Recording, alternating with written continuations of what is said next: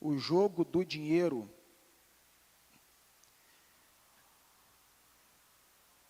Lição escrita pelo muito amado pastor Adilson Cunha. E nós vamos conversar um pouco sobre esse assunto. Assunto bom, tá? Pensa no assunto bom, é esse aqui. Gosto demais desse assunto aqui. Acho espetacular por tudo que envolve. Por tudo que envolve. E isso aqui envolve muito mais coisas do que a gente acha que envolve, assim, numa primeira olhada. Isso acaba que envolvendo o ser humano por completo, quando você fala de dinheiro numa sociedade capitalista que é a nossa. Okay? Então, isso aqui fala muito sobre o ser humano. Está chiando, é um microfone? O que é? Qualquer coisa eu troco de microfone se for preciso. Então, nós vamos conversar um pouco sobre isso, sobre esse assunto.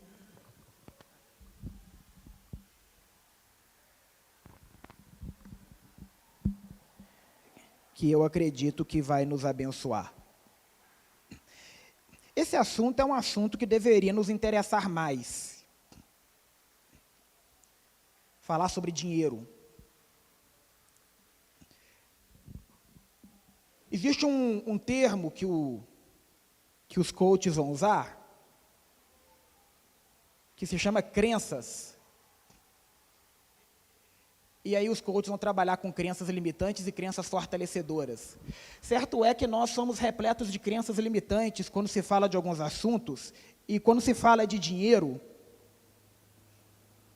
também. Existem muitos tabus, muitas crenças limitantes, muitos pensamentos equivocados que a gente vai nutrindo, e isso vai nos impedindo. A gente pouco se interessa por esse assunto, dá a impressão que dinheiro é um assunto assim meio sujo, sabe? E a gente acaba se esquivando desse assunto. E nós não deveríamos. A Bíblia está repleta de ensinamentos, de orientações que vão falar diretamente da área financeira e que vão falar indiretamente da área financeira também. Princípios que se aplicam diretamente à área financeira e princípios gerais que também, como é geral, vai se aplicar à área financeira. A Bíblia te chama para esse assunto. Nós não deveríamos nos esquivar dele, nós deveríamos nos interessar mais por este assunto.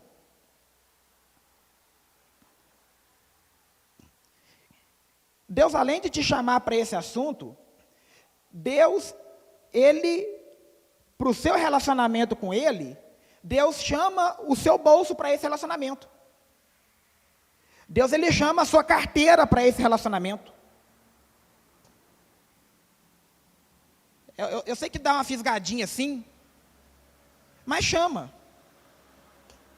Ou você se apresenta diante de Deus, inclusive com as suas finanças, ou você se coloca por completo diante de Deus, e coloca, inclusive, claro, como é completo, ou você coloca também o seu dinheiro, o seu salário, para ser assim, bem direto, ou você coloca o seu salário no altar, ou vai faltar alguma coisa. Nós vamos ver alguns princípios aqui, e, assim, é claro que a gente vai aqui arranhar, assim, nós vamos passar assim, muito por cima do assunto. Aquele arranhãozinho, o próprio escritor da lição deixa isso bem claro. Nós vamos ver aqui alguns princípios básicos, bem básicos, que a gente precisa recapitular, porque assim, é tão básico que eu sei que você sabe. Mas a gente precisa recapitular, porque na correria isso acaba escapando das mãos. Ok? Então é uma introdução, e aí, é claro, você deve buscar mais conhecimentos com relação a isso.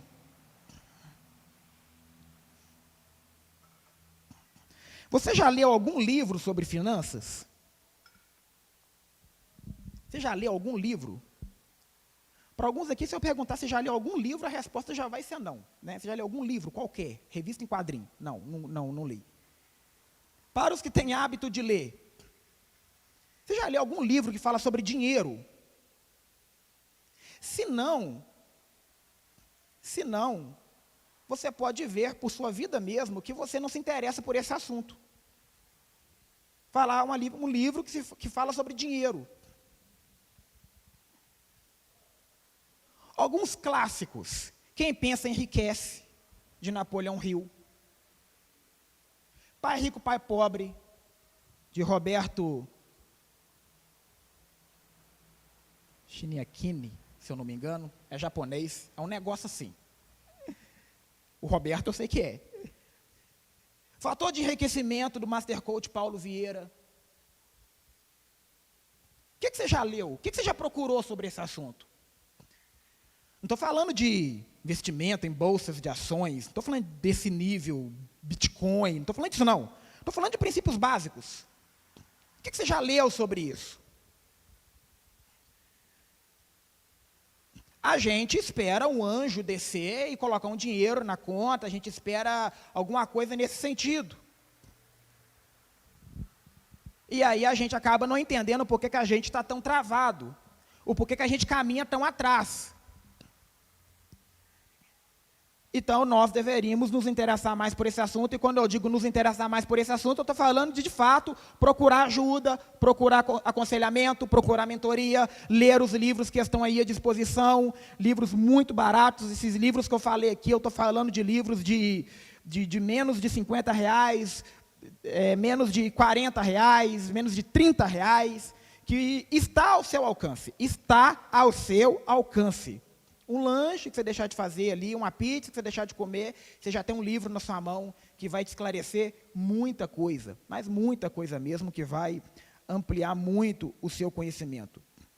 Porque quando a gente fala desse assunto, nós vamos falar de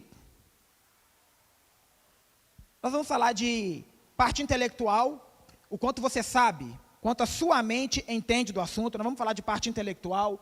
Quando a gente fala de dinheiro, nós estamos falando de crenças, como eu já falei aqui, o que você acredita ou deixa de acreditar. Você nunca fará algo se você tiver alguma crença limitante com relação a isso. Se a sua mente diz para não fazer, você não vai fazer, por mais que todo mundo diga que isso vai funcionar, você não vai fazer, porque tem algo na sua mente, consciente ou inconscientemente, que te diz para não fazer. Quando a gente fala de dinheiro, nós estamos falando de emoções. Inclusive, Tiago Brunet tem um livro, Dinheiro é Emocional, recomendo, que vai trazer uma abordagem bem legal sobre esse assunto, inclusive uma visão cristã, diferente dos primeiros que eu citei, que não vai trazer uma abordagem cristã, mas o Tiago Brunet vai trazer. Nós vamos falar de emoções, nós vamos falar de talvez até mesmo você ter que procurar um psicólogo para resolver algumas situações. Se você quiser avançar financeiramente, pode ser o caso de, às vezes, procurar um psicólogo, de chegar para o psicólogo e falar assim: olha, eu estou tentando fazer isso aqui, mas eu não consigo. Por que eu não consigo? Se eu sei que isso aqui é o certo, se eu sei que funciona, todo mundo está perto de mim faz, eu vejo que dá certo, eu sei que o problema está em mim, eu preciso resolver isso aqui. Tem alguma trava em mim com relação a isso aqui. E no nosso caso aqui, servos de Deus, isso vai envolver o mundo espiritual também. Vai envolver o mundo espiritual na nossa vida, uma série de princípios voltados para este fim. Então, como os irmãos percebem, é muita água. É muita água para tirar, o tempo é curto, e o balde é pequeno, então nós vamos ficar aqui no básico, nesta manhã. Bom, o texto áureo diz assim: porque o amor ao dinheiro é a raiz de todos os males, e alguns nessa cobiça se desviaram da fé e atormentaram a si mesmos com muitas dores.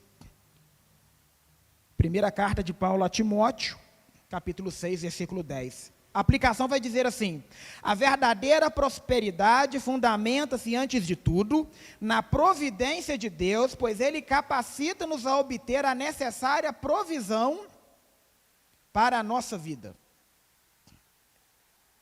E o nosso texto bíblico básico está no livro de Salmos, é o Salmo de número 112.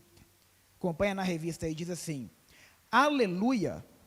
Bem-aventurado o homem que teme ao Senhor e se compraz nos seus mandamentos. A sua descendência será poderosa na terra, será abençoada a geração dos justos. Na sua casa há prosperidade e riqueza, e a sua justiça permanece para sempre. Ao justo nasce luz nas trevas. Ele é benigno, misericordioso e justo. Ditoso o homem que se compadece e empresta. Ele defenderá a sua causa em juízo. Não será jamais abalado, será tido em memória eterna. Não se atemoriza de más notícias, o seu coração é firme, confiante no Senhor. O seu coração, bem firmado, não teme, até ver cumprido nos seus adversários o seu desejo. Distribui, dá aos pobres, a sua justiça permanece para sempre, e o seu poder se exaltará em glória. O perverso vê isso e se envaidece, range os dentes e se consome. O desejo dos perversos perecerá. E aí nós temos algumas metas a serem alcançadas. Conscientizar sobre o planejamento financeiro, discorrer sobre as bênçãos da prosperidade, destacar os cuidados que devemos ter com o dinheiro, né? Ao lidar com o dinheiro. E aí nós vamos seguir esses pontos aí, que são os pontos da sua revista: uma introdução, dinheiro e a família, a bênção financeira e o apego ao dinheiro, que são os pontos aí na sequência. Então vamos lá. Introdução. A nossa introdução diz assim: o dinheiro foi um dos assuntos mais falados por Jesus enquanto esteve nesse mundo. Nós temos algumas referências aí. Nós iremos ler todas. Pastor Adilson, abre Lucas 14, 18, 30. Pina, abre Mateus 22, 21. Suelde, abre Mateus 5, 42. Marilane, por favor, abre Mateus 6, 21. Vamos distribuindo aqui. Rony, abre para mim Mateus 19, 24. E a Letícia, que está aí do lado, já abre Lucas 12, 21. Pastor Camilo, por favor, abre para mim Mateus 10, 9 e 10. Deixa eu ver. Mical, abre para mim em Mateus 6, 31.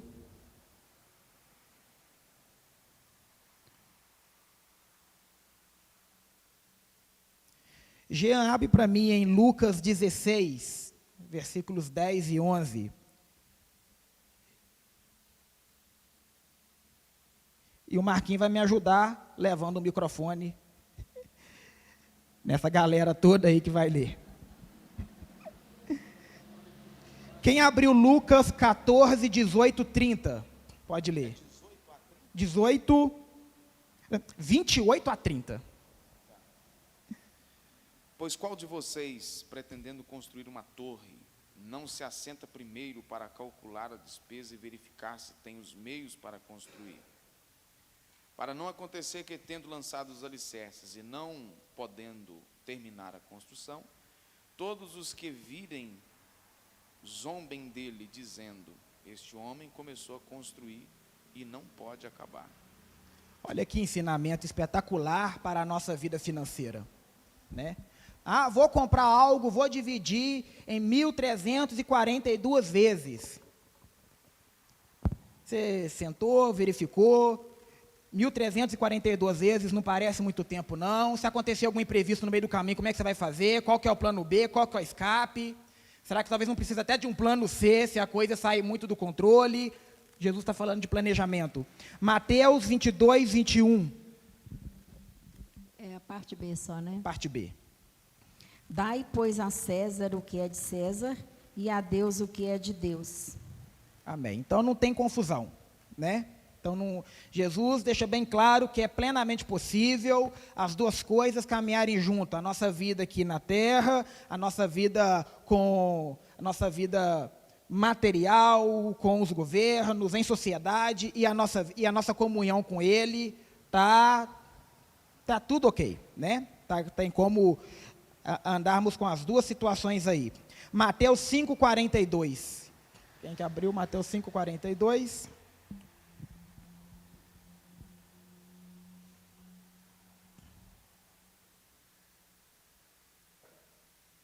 Diz assim: dê a quem lhe pede e não volte as costas ao que quer lhe pedir emprestado. Espetacular. Generosidade, né? Também falou muito aqui no texto bíblico que nós lemos. Mateus 6, 21. Isso, vai ajudar.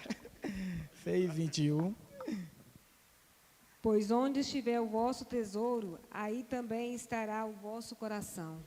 Então já tem aí uma advertência para quem está aí, né, nessa loucura de querer ficar rico, né? Abre o olho, nem tudo são flores. Jesus já deixou um alerta aí, que inclusive esse ponto vai casar com outro ponto, Mateus 19, 24, que é o Rony, é isso? Outra vez vos digo que é mais fácil passar um camelo pelo fundo de uma agulha do que entrar um rico no reino de Deus. E Lucas 12, 21. Sim, é loucura acumular riquezas na terra e não ser rico para com Deus. Aí, irmãos, só uma pausa aqui. Eu já ouvi alguém dizendo assim: o desejo de Deus é que nós sejamos ricos. Tem um probleminha com essa frase. Ela não é bíblica. E não tem absolutamente nada na Bíblia que vai respaldar essa declaração. Muito pelo contrário, você vai encontrar advertências com relação a ser rico.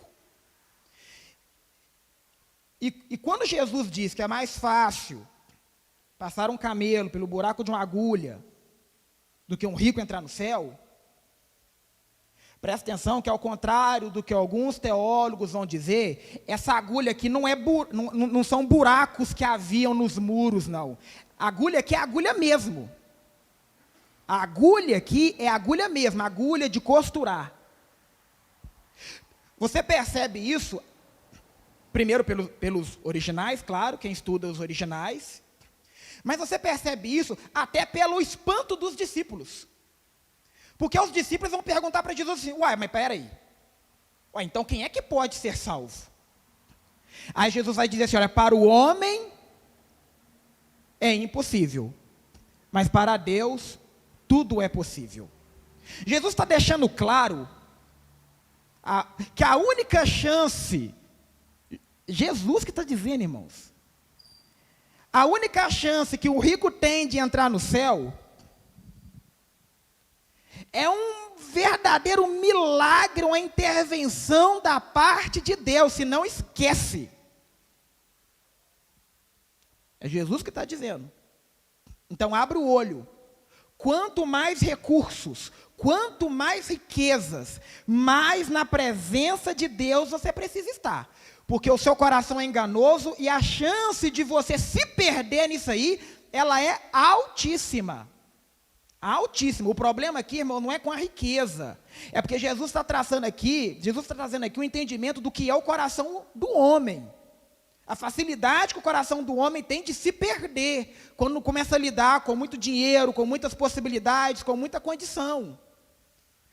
A questão não é o dinheiro, não é a riqueza em si mesma, mas é o coração do homem. O nosso coração, ele é enganoso. Então, quanto mais recursos você tiver, e não é pecado ter recursos, pecado é se deixar levar por eles, mais na presença de Deus você precisa estar, mais misericórdia de Deus sobre a sua vida você deve pedir. O alerta está aí, ok? Mateus 10, 9.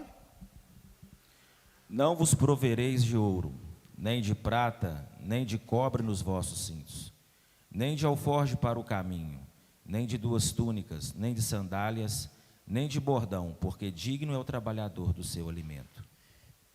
Os irmãos sabem, ali é uma situação muito especial, onde Jesus está enviando uma comissão, e Jesus fala para eles, não leva nada, confia que Deus vai prover. Ali é uma situação bem pontual, tá, irmãos? Depois Jesus fala que é para levar, ok? Mas Jesus está deixando claro ali que o principal é confiar em Deus para essas situações. Mateus 6,31. Levanta a mão, tá. Mical. Portanto, não se preocupem dizendo, o que vamos comer, o que vamos beber, o que vamos vestir? E Lucas 16, 10 e 11.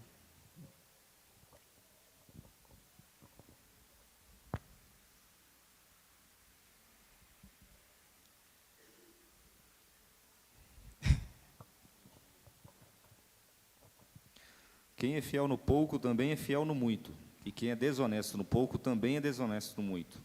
Assim, se vós não fores justos em lidar com as riquezas deste mundo ímpio, quem vos confiará a verdadeira riqueza? Aqui Jesus está trazendo 2 coisas numa palavra só. Veja bem, quem não é fiel no pouco, não será fiel no muito. Essa ideia de quando eu ganhar tanto, eu vou fazer, isso é biblicamente ilusório, enganoso, mentiroso. Essa afirmação mentirosa. Quando eu tiver tanto, eu vou fazer isso. É Bíblia, gente, é Jesus que está dizendo. Eu fiz questão de ler esses textos todos, porque todos esses textos, quem está falando é Jesus. O escritor aqui falou que Jesus falou muito sobre esse assunto, e falou mesmo, nós acabamos de ler, e nem lemos tudo, mas aí fica para você se interessar mais por esse assunto. Se você quer se interessar por tudo que Deus se interessa, então se interesse por esse assunto, porque Deus se interessa muito por este assunto.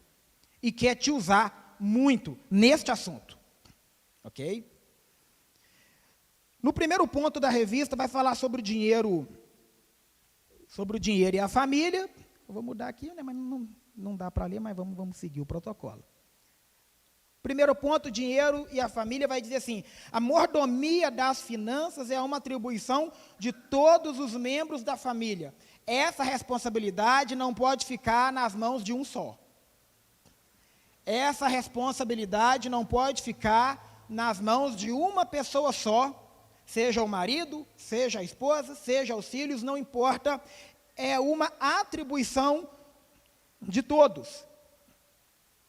Aí, no primeiro ponto aí, ou no primeiro subtópico, né, no caso, falando de parceria, o escritor vai falar de homens que não querem abrir mão da prerrogativa de administrar as finanças da casa. Aí, 2 pontos aqui. Primeiro,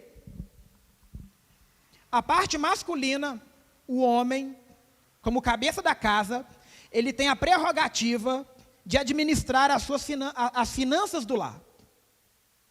Ok? Ele tem essa prerrogativa bíblica. Porque diante de Deus,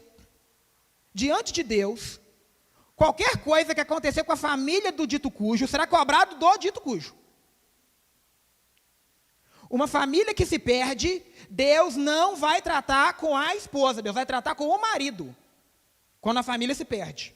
Então, os homens precisam ficar atentos a seriedade dessa responsabilidade diante de Deus. Vocês se lembram do caso lá de Samuel, do sacerdote Eli, que foi cobrado por Deus porque os filhos dele haviam se desviado. Veja bem, os filhos se desviaram. Quem pagou o pato? O pai. Não foi a mãe.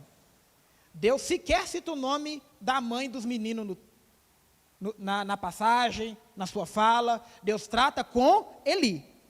Porque Eli não repreendia os filhos. Essa responsabilidade está sobre nós homens. Ah, Job, mas eu não quero saber disso. Ok. Só que você não tem a opção de não prestar contas disso. Você prestará contas disso a Deus. Você prestará contas do rumo que a sua família tomou. Ok? Então, a prerrogativa, biblicamente falando, é do homem, de administrar as finanças da casa. De falar, ó, vamos pegar o dinheiro aqui e a direção do nosso dinheiro vai ser esse aqui. Essa responsabilidade está sobre os homens. Aí, vamos lá. Existem, claro, muitíssimas situações em que a mulher tem muito mais capacidade de administrar as finanças da casa do que o homem. Então, se é o seu caso, se você, homem, tem a humildade de reconhecer que a sua esposa, ela tem mais condições de administrar as finanças da casa do que você, então passa para ela e acompanha. Você não está abrindo mão da sua prerrogativa. Você não vai ficar ruim diante de Deus. Não, você está ali. Você deixa ela administrar. Conheço lares que, se o homem administrar o dinheiro, a coisa vai desandar. Vai desandar. Em que a mulher tem muito mais capacidade, deixa para ela. E fica ali perto acompanhando. O que você não pode é ser omisso. Virar as costas para isso, fingir que a responsabilidade não é sua e depois ainda culpar ela se alguma coisa sair do controle. Então seja humilde. O escritor da lição adverte sobre isso.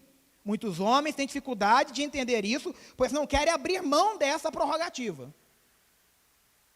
Mas você deve ter essa humildade e ficar ali perto acompanhando, só tomando ciência de como é que as coisas estão fluindo. Quando todos os membros, no final do primeiro subtópico, quando todos os membros da família agem em parceria, dificilmente esta casa entrará em crise financeira. No segundo subtópico, no subtópico de possibilidades, eu destaquei algo aqui, você pode acompanhar aí. Contudo, está na segunda coluna, começo aí. Contudo, é fato que essas coisas não estão ao alcance de todos. Não, então deixa eu pegar do começo, né? Ser livre economicamente é o sonho de todos nós, como viver sem dívidas, comprar o que quiser, viajar quando quiser, dentre outros. Contudo, é fato que essas coisas não estão ao alcance de todos. Muitas famílias acabam ficando em situação difícil por tentarem manter um padrão de vida fora de suas possibilidades. Aí você precisa ficar atento a isso aqui.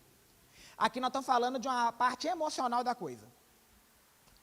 Tem muita gente que sabe que não dá, mas tem as suas emoções desreguladas, emoções de fato infantis, emoções de adolescente, sem querer ofender, se tiver algum adolescente me escutando aí. Mas emoções completamente desnorteadas e querem ter um padrão de vida que está completamente fora.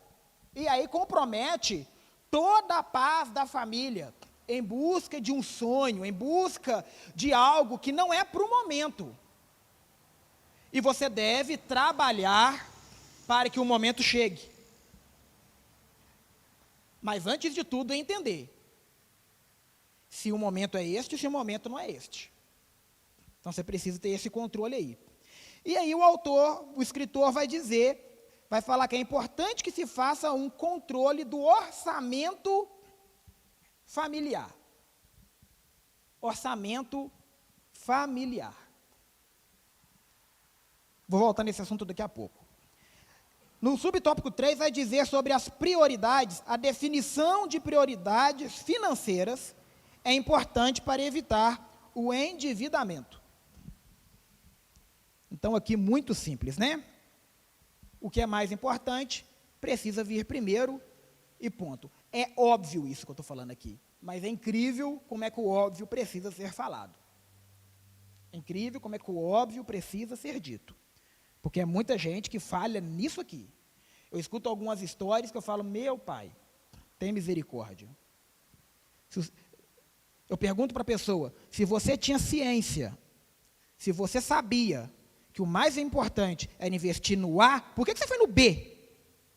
A pessoa fala, não sei. Mas na hora, eu fui no B. Então, assim, né? Dá vontade de bater, mas aí a gente ora e passa, né?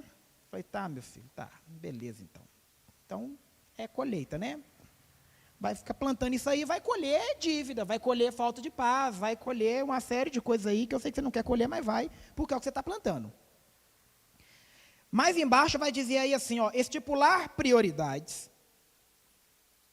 e metas a serem atingidas é o caminho mais fácil para aplicar habilidosamente os recursos e evitar o desperdício. Gente, existem muitas ferramentas que vão te ajudar nisso aqui. Muitas ferramentas. Você procura na internet assim, olha, 5W2H. Ferramenta 5W2H.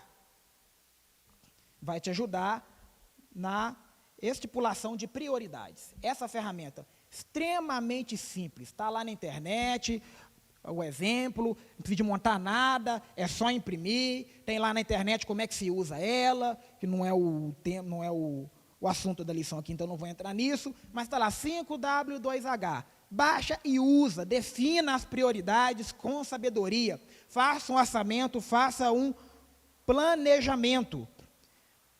Aqui no final diz, o planejamento evita a aplicação do dinheiro em coisas supérfluas. Você faz o planejamento, define as prioridades e você vai ver que o seu dinheiro está indo para aquilo que, de fato, não é prioridade. Dentro disso aqui, desse tópico dinheiro e a família, a gente falou sobre parceria, a gente falou sobre prioridades, nós falamos sobre planejamento financeiro. Lá no começo eu falei sobre buscar conhecimento. Na tentativa de trazer uma luz assim rápida, muito rápida, para alguém que está aqui nessa manhã, eu trouxe duas imagens. Joga o gráfico para mim. O gráfico de pizza.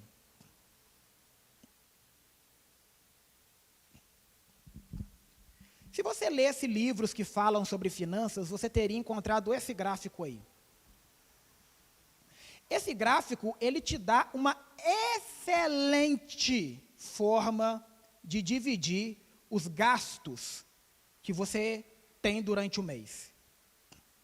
Que é o sistema de cotas. Para aí, eu ganho tanto, eu vou separar X%, seguindo o que está aí. Eu vou separar 60% para pagar as contas. 60% para pagar as contas. R$1.000, R$600 é para pagar as contas. R$2.000, R$1.600 é para pagar as contas. Você vai separar 60% para pagar as contas. Para pagar o aluguel, para pagar a água, para pagar a luz, para pagar a internet, que virou necessidade. Então, você vai separar ali 60% para Netflix. Não, Netflix não é prioridade. Sinto te informar. Não é prioridade. Netflix não é. Você vai insistir comigo, mas não é. Acredita, não é prioridade a Netflix, não é prioridade a pizza, não é prioridade o lanche, não é prioridade a saída com os amigos, não é prioridade.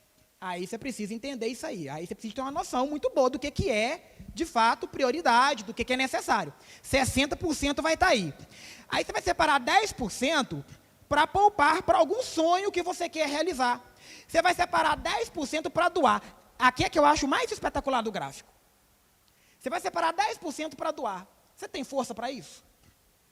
Você tem força para separar 10% para doar? Joab, hoje não dá. Ok, eu entendo, até hoje você não tinha o conhecimento que você está adquirindo agora.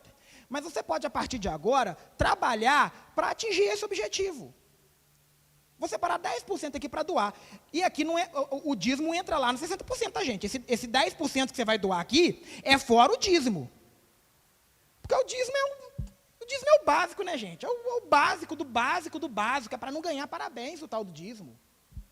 Então, você não vai pôr o dízimo no 10%. Não, esse 10% aí é fora o dízimo. Você vai doar, você vai abençoar a vida de alguém, você vai pagar a conta de luz de alguém, você vai pagar uma conta de água. Não é sair distribuindo dinheiro para os outros também não, tá, gente?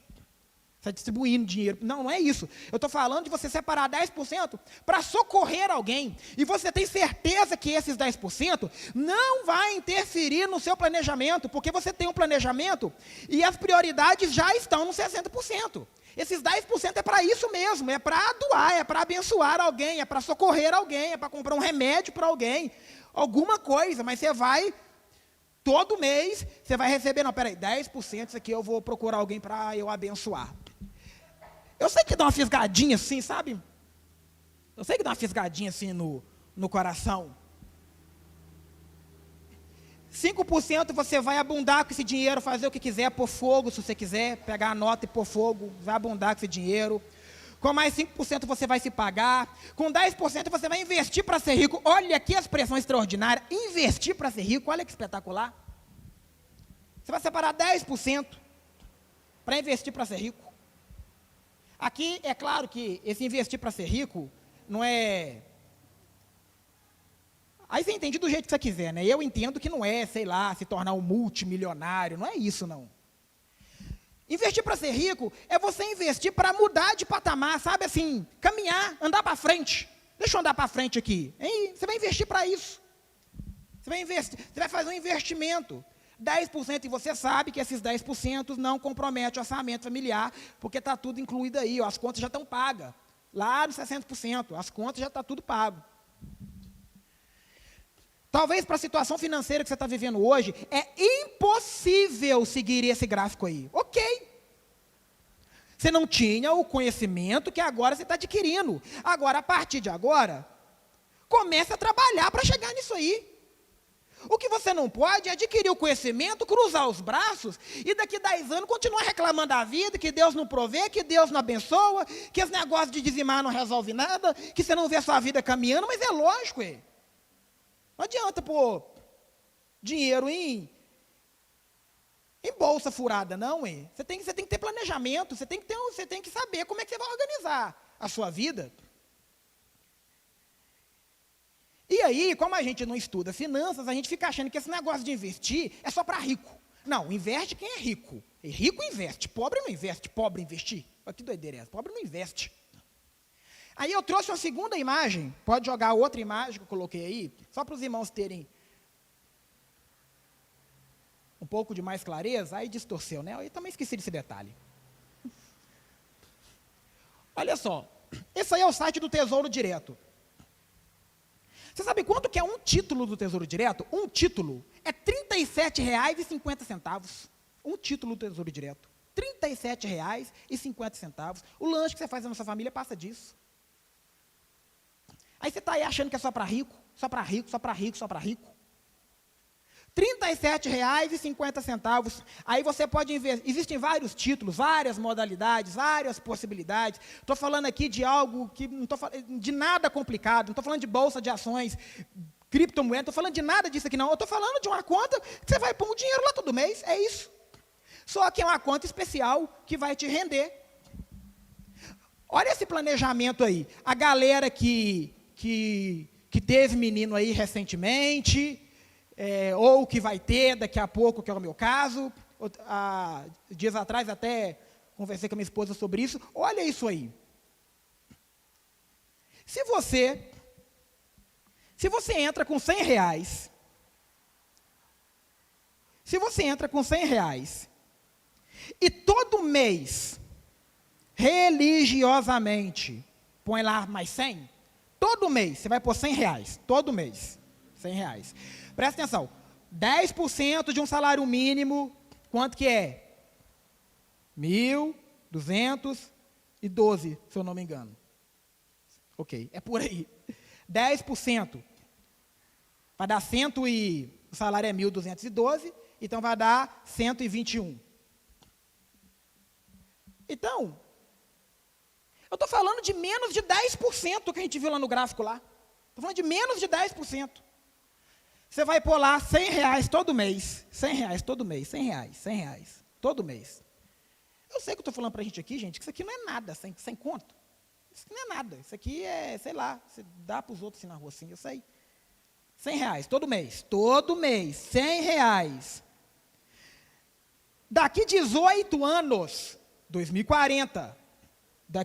Essa simulação eu fiz ontem, para trazer para vocês, para trazer um negócio bem atualizado. Daqui 18 anos, você terá depositado 21.900. Pensa na sua conta lá no banco. Você todo mês foi lá e colocou 100, todo mês. Daqui 18 anos, quanto que você vai ter lá na conta no banco? 21.900. 18 anos depositando ininterruptamente. 21.900. Só que tem um porém.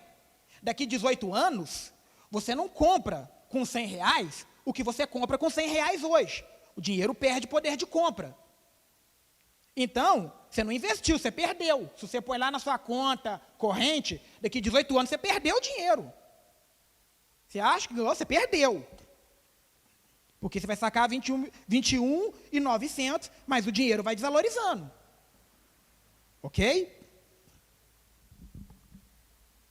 Só que se você deposita aqui, daqui 18 anos, você depositou 21.900, você saca 52 mil. Colocando R$100 por mês. Você depositou 21.900. Quanto que você vai sacar lá? 52.196. Tira o imposto de renda, até imposto de renda você vai pagar agora. Tira o imposto de renda, fica na sua mão 44.848. Vai falar que investir é para rico? Ué, Job, não sabia disso não. É claro que você não sabia, você não lê. Você não se interessa pelo assunto. Mas o negócio está muito mais na nossa mão do que a gente imagina. Está muito mais na nossa mão do que a gente imagina. Ok? Então eu trouxe isso aqui só para quebrar algumas desculpas que a gente vai contando para a gente mesmo, algumas crenças limitantes, isso não é para mim, ai, tadinho de mim, eu sou pobre, eu não tenho condição de nada, meu salário é uma mixaria, não dá para fazer nada, sabe? Só para quebrar essa lamúria, essa murmuração, R$100 por mês. E aí, gente? Entra na internet, pesquisa, compra livro, está lá, de graça, vídeo no YouTube, gente ensinando como é que funciona. Tem alguns bancos aí que não vai te cobrar nada para você fazer esse investimento. Pronto. Eu falei da galera que vai ter filho aí, porque, por exemplo, vou ter meu menino agora em agosto. Se eu faço isso para ele, quando ele tiver 18 anos, a faculdade dele está paga. Colocando ali R$100 por mês. A faculdade dele está paga ou quase paga. Vai depender do curso, claro. Dependendo do curso, vai estar pago. Dependendo do curso, vai estar faltando alguma coisa. Mas ok, alguma coisa, 90% já foi. Então, só a título de curiosidade, porque o autor aqui falou sobre o planejamento financeiro, prioridades, e aí o gráfico lá pode te ajudar e te dar um norte com relação a isso. Eu vou mandar lá no meu grupo de célula lá, eu vou mandar esse slide, vou mandar esse gráfico, e se mais alguém quiser, me fala que eu mando também. Ok? Então, vamos lá. O ponto 2 é a bênção financeira. Pode voltar para o slide. A resenha do tópico 1 vai dizer assim: um bom planejamento de como usar o dinheiro da família não deve ser atribuição de apenas uma pessoa, mas de todos. Ok, é isso aí, show de bola. E aí a gente vai para o ponto 2, que é a bênção financeira. Vamos falar do resultado do trabalho, fidelidade nos dízimos e ofertas, e a verdadeira prosperidade. Então, ponto 1, resultado do trabalho. Mais lá para baixo, vai dizer assim, procura aí, está depois da segunda referência de Gênesis aí. Diz assim: temos a promessa de que Deus suprirá todas as nossas necessidades. Ok, isso é fato. Entretanto, isso não anula a nossa parte no processo. Trabalho. Eu gosto muito de pensar, lá no povo, quando saiu do Egito,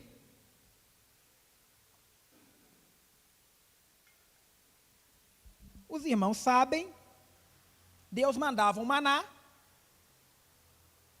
e sustentava o povo.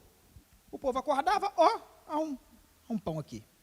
O povo acordava no outro dia, há uma carne aqui. E pronto, resolvi o problema e vamos caminhando. Aí a Bíblia vai dizer um negócio assim, muito rapidinho, mas extremamente interessante.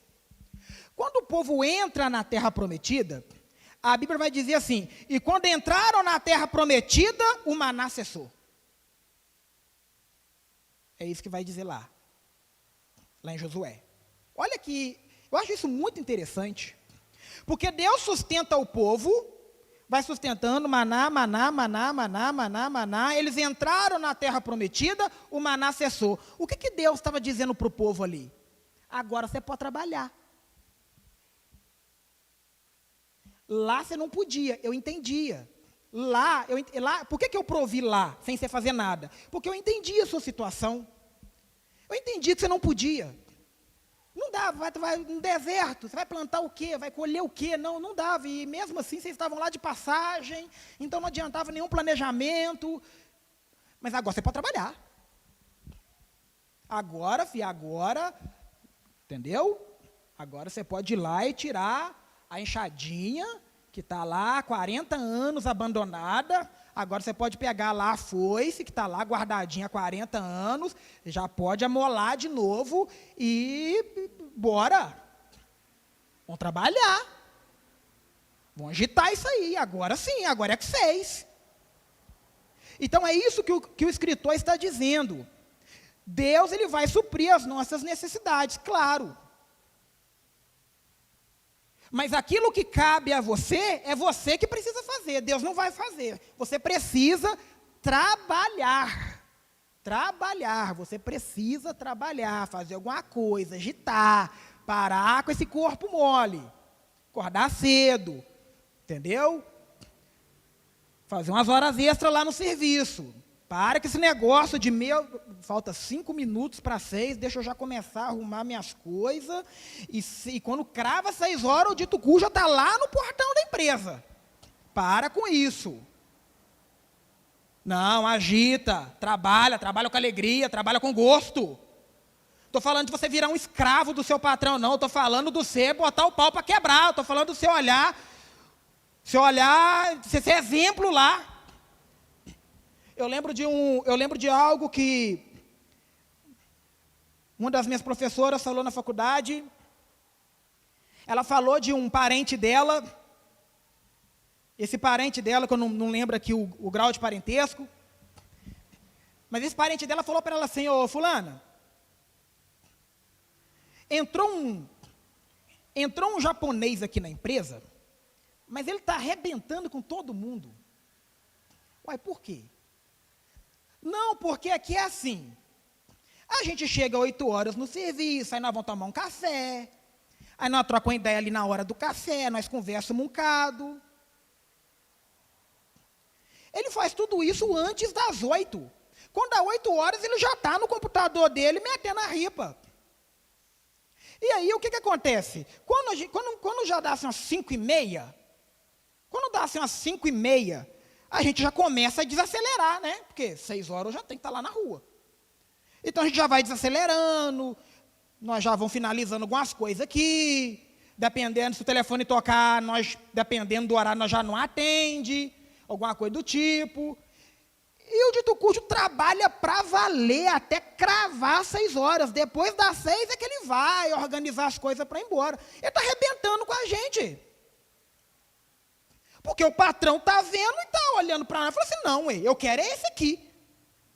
Vão agilizar vocês aí. Então é disso que eu estou falando, de trabalhar com vontade, trabalhar com gosto. Entendeu? A gente olha para as nações ricas, o meu sonho é ir para os Estados Unidos. Mas se o brasileiro trabalhar aqui, o que os brasileiros trabalham lá, aqui cresce também. Vai lá, quase morre de trabalhar. Não, mas eu estou nos Estados Unidos. Aí vem para o Brasil, não quer fazer nada, mas aí fica difícil conversar, Então vamos trabalhar, vamos agitar, vamos. Mas eu não gosto de fazer o que eu faço. Então trabalhe para fazer o que você quer fazer. Faça um curso, investe em alguma coisa, muda de profissão. Deus vai te ajudar, mas você precisa agitar, você precisa fazer alguma coisa. Deus vai te ajudar, mas você precisa de mostrar aí alguma coisinha. Ok? Então, o resultado do trabalho, Jesus Cristo falou. Eu e meu pai trabalhamos até agora. Deus trabalha. Então, me ajuda, né? Vamos trabalhar. Às vezes, quando eu vejo uns negócios que eu falo, meu Deus do céu, vamos trabalhar. A palavra aqui é essa, a palavra de ordem aqui é essa, vamos trabalhar. Fidelidade nos dízimos e ofertas, que é o básico que a gente já tem aprendido aqui. Fidelidade nos dízimos e ofertas. Recentemente, eu ouvi um testemunho de um rapaz lá no serviço, lá onde eu trabalho. Era o último dia de bater meta. Era o último dia, literalmente, porque o mês começou no domingo, né? Então era o último dia, era uma sexta-feira, então era o último dia, porque segunda-feira já estaríamos no outro mês, já teria tudo fechado. Ele me chamou, ele falou, Joab, rapaz, deixa eu te falar um negócio, eu estou sentindo uma diferencinha, sabe assim, eu voltei a dizimar tem um tempo, eu já estou notando assim, uma diferença no meu trabalho. Eu falei, uai, por quê? Não, eu estou assim, a coisa está fluindo mais, minhas vendas, eu estou vendendo mais. Ele falou, para você ver, olha, eu estou no meu último dia de bater meta, e para fechar a meta, para bater a meta, eu precisava vender hoje 2.000 para bater a meta. E não são nem meio dia, eu já vendi 4. Eu falei, uai, que bom, que beleza. No final do dia, ele falou para mim, Sr. Job, sabe aquela venda que eu precisava fazer 2 e eu estava fazendo 4? Eu falei, o que tem? Ele falou assim, pois deu 8 no final das contas. Então, gente, ele está lá fazendo a parte dele, trabalhando, vendendo, e Deus vem e põe a mão. Deus vem e põe a mão e abençoa. Então, fidelidade nos dízimos e ofertas. Ok?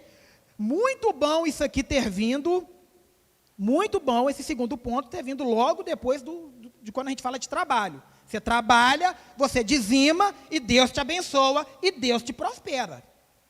Não tem que inventar a roda. Quando a família é fiel nos dízimos e ofertas, o Senhor a promove a patamares mais altos. E o ponto 3, a verdadeira prosperidade, há aqueles que confundem riqueza com prosperidade. Ok? Deus quer que nós sejamos prósperos. Rico é uma outra situação.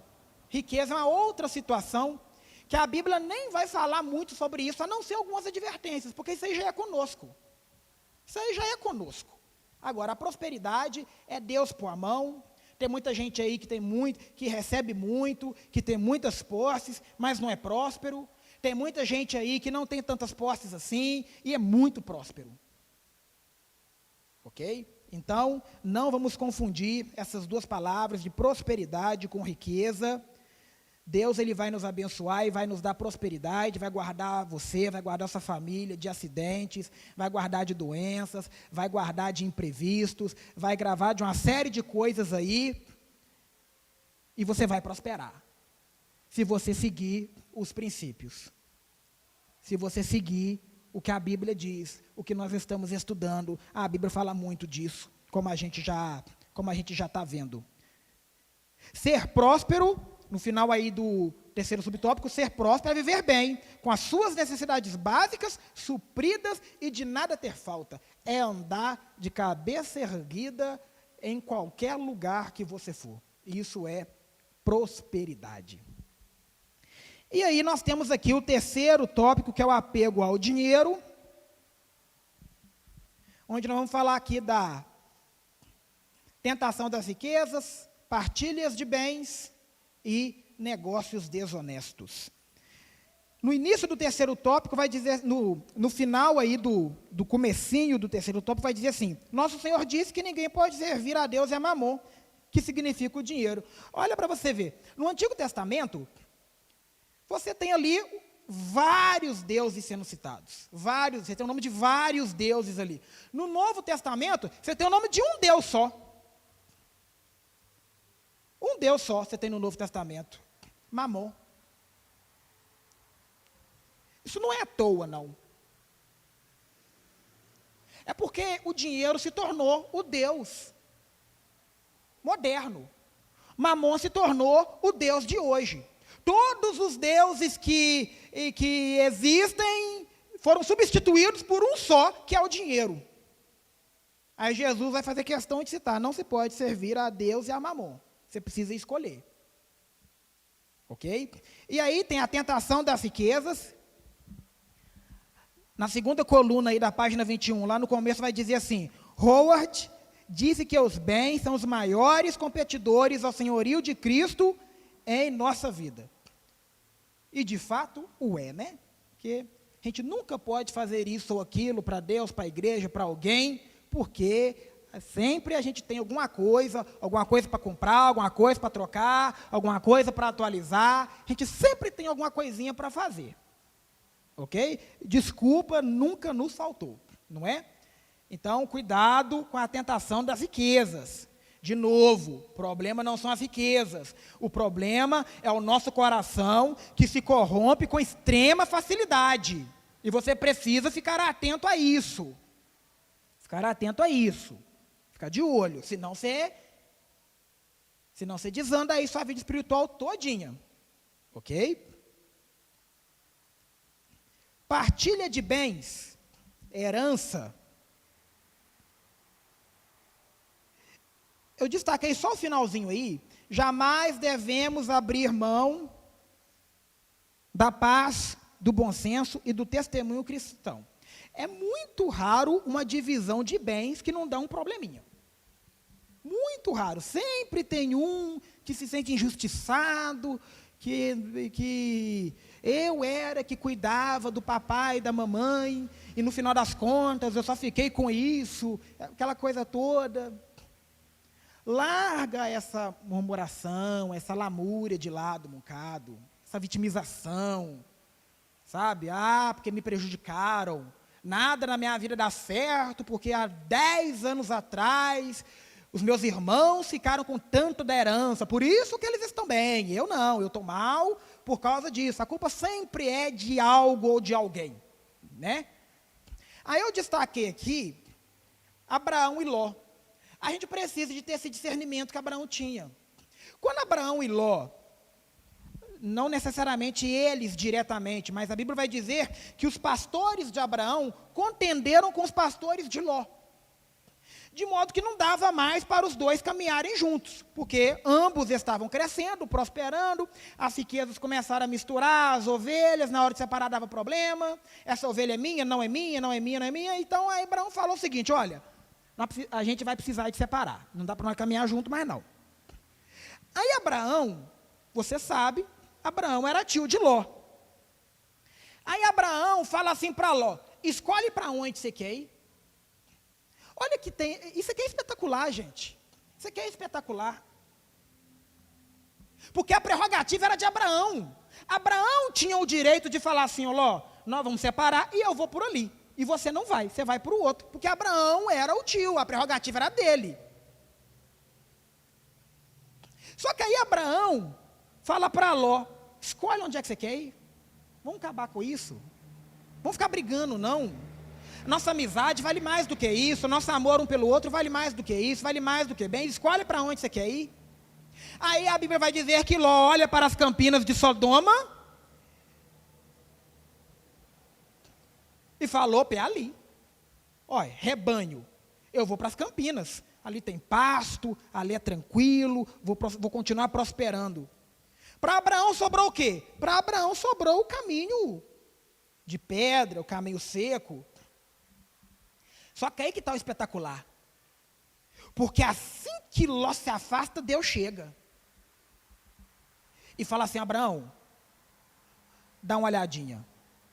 Estende a sua vista até o máximo que você conseguir. É tudo seu a partir de agora.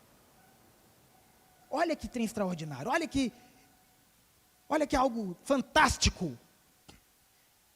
Em vez de você ficar brigando pela geladeira da sua mãe, porque divisão, herança de pobre é isso aí, né? Quem vai ficar com a geladeira, quem vai ficar com o armário, o prato. Esse prato aqui é herança de família, era da minha bisavó, que passou para minha avó.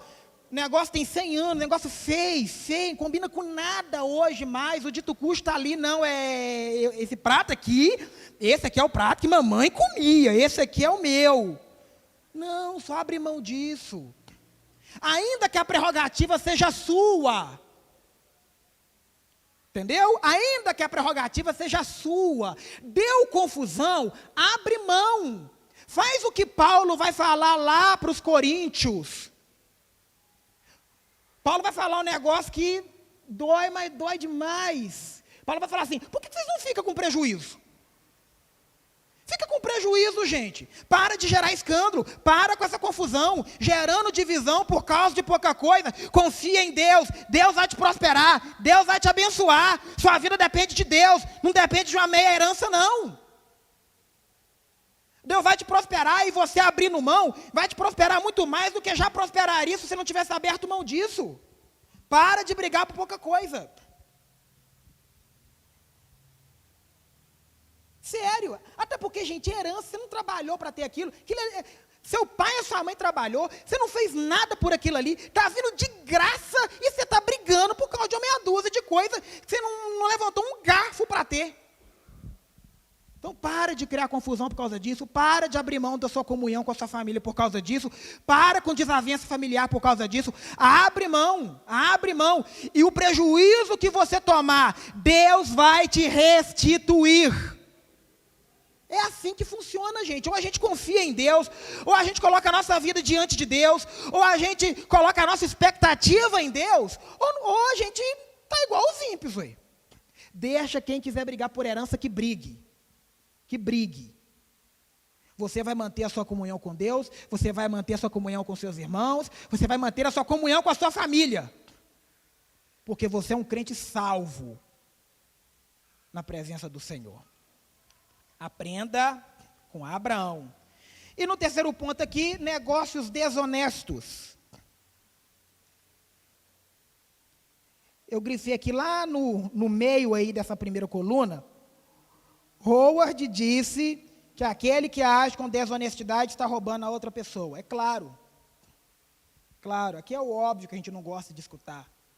Seu patrão te paga para você trabalhar de 8 às 18. Você chega às 8h30 todo dia. Você está roubando meia hora todo dia. Soma isso no ano inteiro que você vai ver quantas horas você roubou do seu patrão. Entendeu? Você que é patrão, paga seus funcionários para trabalhar de 8 às 18. Todo dia você faz ele ficar ali até 6h30, até 7 horas. Soma isso no ano inteiro que você vai ver o quanto o seu funcionário trabalhou para você e você não pagou ele. O quanto seu funcionário trabalhou de graça para você. Honestidade nos negócios. O básico. Honestidade nos negócios. Quem age com desonestidade está roubando a outra pessoa. Você precisa fazer uma revisão aí. Se os impostos estão em dia, se as suas obrigações estão em dia, com seus funcionários, com o governo, com os seus credores, seja quem for, o que for. Dá uma olhada aí e vê se está tudo em dia, tudo em dia, tudo em dia. Existe um pensamento que eu acho que ajuda muito. Se você não consegue contar o que você faz, é porque você está fazendo alguma coisa errada. Você abriria para quem quer que for, como que você conduz os seus negócios? Olha, eu conduzo assim, assim, assim, isso aqui eu pago, isso aqui eu não pago, isso aqui eu trabalho dessa maneira, isso aqui eu trabalho dessa maneira. Você seria 100% sincero? Ou tem alguma coisa ali que você esconderia? Ou tem alguma coisa ali que você contaria assim meio acanhado?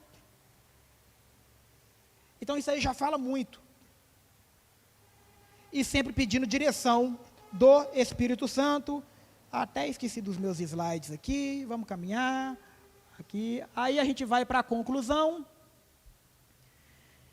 A conclusão, nós temos aqui as 3 resenhas para a gente relembrar. As 3 resenhas, os resumos de cada ponto. No primeiro ponto, nós aprendemos um bom planejamento de como usar o dinheiro da família não deve ser atribuição de apenas uma pessoa, mas de todos. Resenha 2, a bênção financeira é resultado do trabalho honesto e fidelidade a Deus. Esquece disso aí não. Resenha 3, o amor ao dinheiro é a raiz de todos os males e pode gerar grandes desavenças na família, o louvor pode vir. A conclusão vai dizer assim: tenhamos sempre em mente que o que possuímos e somos pertence, na verdade, ao Senhor de tudo. Deus aplique esta palavra no coração dos irmãos.